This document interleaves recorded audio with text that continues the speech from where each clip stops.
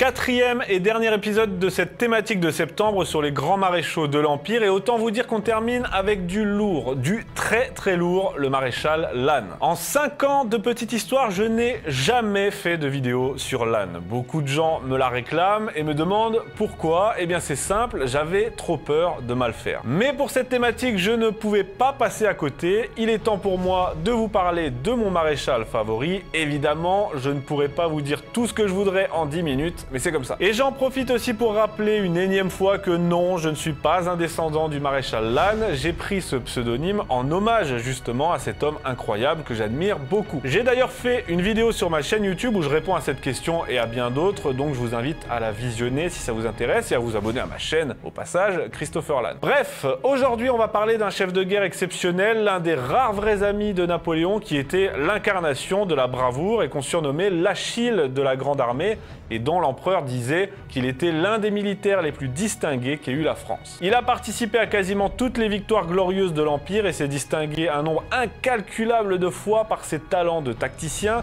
et sa capacité surhumaine à mener les hommes à la victoire. Il a été tué au combat en 1809, ce fut le premier maréchal d'Empire à tomber et l'empereur en fut très affecté. C'est ce qui donne à son histoire ce côté romantique et tragique, et c'est ce que nous allons voir aujourd'hui.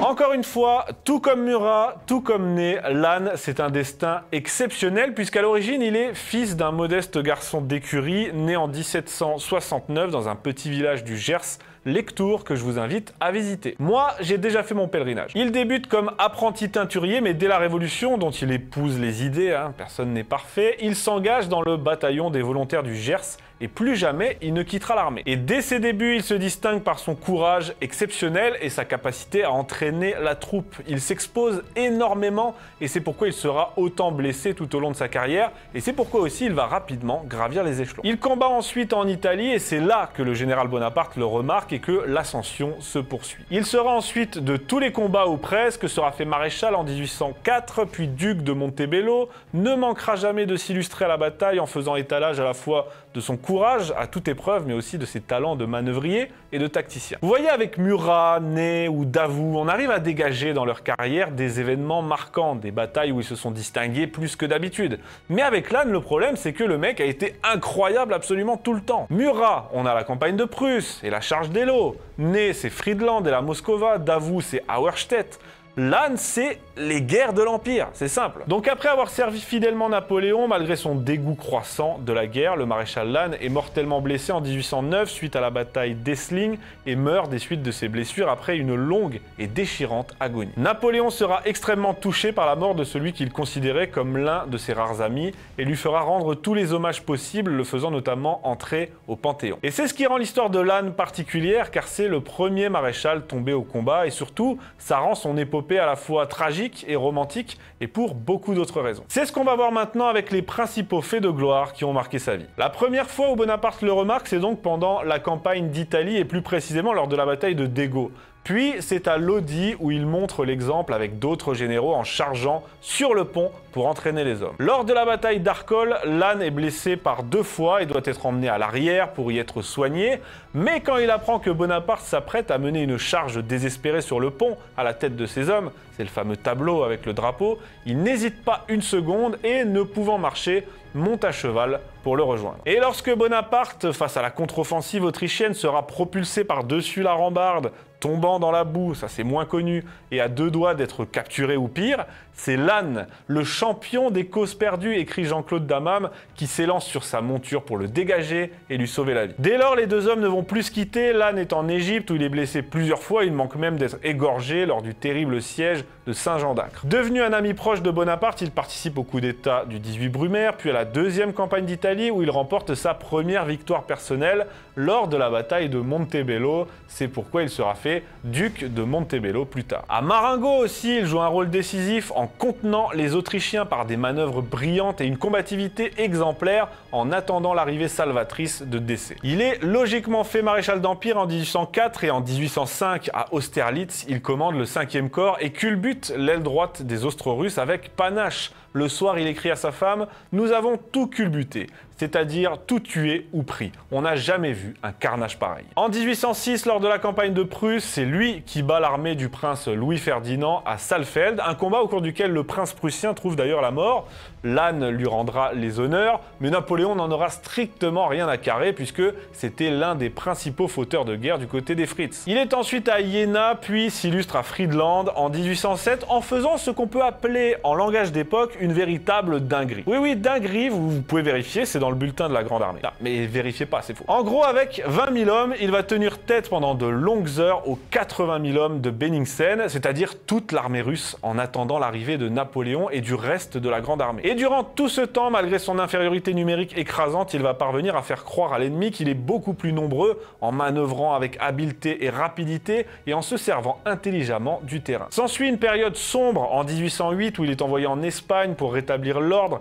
Il est vainqueur à la bataille de Tuleda, puis lors du difficile siège de Saragosse qu'il reprend aux insurgés. Après le siège de Saragosse, il écrit à sa femme « Quel métier que celui que nous faisons ici, Saragosse ne sera bientôt qu'un tas de ruines. » Et c'est à partir de cette guerre d'Espagne que Lannes commence à être lassé de la guerre. Il n'a d'ailleurs jamais aimé la guerre, tout en étant un chef de guerre redoutable, mais à partir de l'épisode espagnol, on peut dire qu'il commence véritablement à se lasser de ne jamais en voir la fin. Au cours de ses célèbres colères, il n'hésite pas à maudire son ami Napoléon, toujours en privé bien sûr, lui qui est le seul avec Duroc à le tutoyer. C'est cette sensibilité de Lannes, en contraste total avec ses qualités guerrières, qui rend le parcours de ce grand personnage aussi romantique, disons. Il participe néanmoins à la campagne de 1809 lorsque l'Autriche déclare la guerre à la France, et ce sera sa dernière. Au cours de celle-ci, il est vainqueur à Eckmühl où Davout s'illustre, puis à Ratisbonne. Mais c'est la campagne de trop. La veille de sa mort, il écrit « Je crains la guerre, le premier bruit de guerre me fait frissonner, on étourdit les hommes pour mieux les mener à la mort. » Les 21 et 22 mai, c'est la terrible bataille d'Essling qui fait rage. Ce jour-là, Lannes est en grande tenue. Ces tenues n'avaient d'ailleurs souvent rien à envier à celles de son très bon ami Murat, car, disait-il, je cite, « Il faut que tous les officiers paraissent sur le champ de bataille aux yeux du soldat comme s'ils étaient à la noce. » Mais alors qu'il parcourt le champ de bataille avec son ami le général Pouzet, une balle vient frapper ce dernier en pleine tête.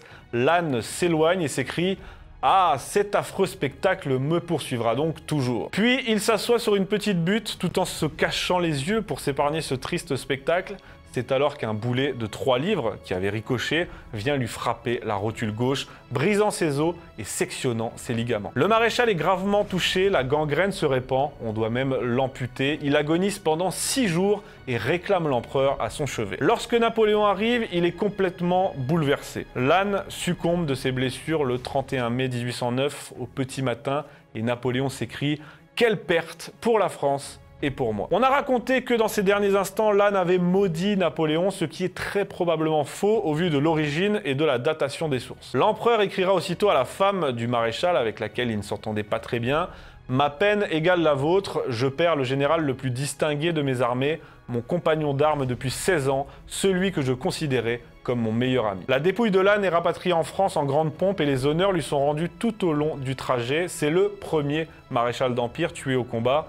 Plus tard, son corps sera inhumé au Panthéon, où il se trouve toujours d'ailleurs, j'ai fait aussi ce pèlerinage. Ainsi fut la vie et la mort du maréchal Lannes, duc de Montebello, le Roland de l'armée d'Italie, l'Achille de la Grande Armée, celui qui, malgré son dégoût croissant de la guerre, a toujours montré une bravoure et un sens tactique extraordinaire. À Sainte-Hélène, Napoléon dira « Chez Lannes, le courage l'emportait d'abord sur l'esprit. Mais l'esprit montait chaque jour pour se mettre en équilibre. Je l'avais pris pygmée, je l'ai perdu géant. Je perds le général le plus distingué de mes armées, celui que je considérais comme mon meilleur ami. » Ce qui est fascinant avec Lannes, c'est qu'il est mort en 1809. Il n'a donc pas connu la débâcle, la campagne de Russie, la chute de l'Empire, les 100 jours. Et il a donc été épargné de fait par les potentielles trahisons qu'il aurait pu commettre. C'est d'ailleurs une question très intéressante à se poser. Lannes aurait-il trahi son ami Napoléon en 1814, en 1815? Est-ce que son dégoût de la guerre l'aurait emporté sur son amitié? Dites-moi ce que vous en pensez en commentaire. Moi, personnellement, je pense qu'il n'aurait pas trahi. Au pire, il se serait retiré, mais jamais il n'aurait rejoint ni Louis XVIII, ni les coalisés. C'est pour toutes ces raisons d'ailleurs que l'histoire de Lannes est une sorte de tragédie grecque, une tragédie à l'ancienne, et qu'il est aujourd'hui le maréchal le plus apprécié de l'épopée napoléonienne. Merci d'avoir suivi cet épisode et cette série d'épisodes sur les plus grands maréchaux de l'Empire. J'espère vraiment que ça vous a plu et que ce format thématique vous convient. La semaine prochaine, nouveau mois, nouvelle thématique. On se retrouve avec 4 épisodes sur les grandes femmes d'État. Eh oui, il faut bien un peu de parité, quoi. Merci à tous et à bientôt.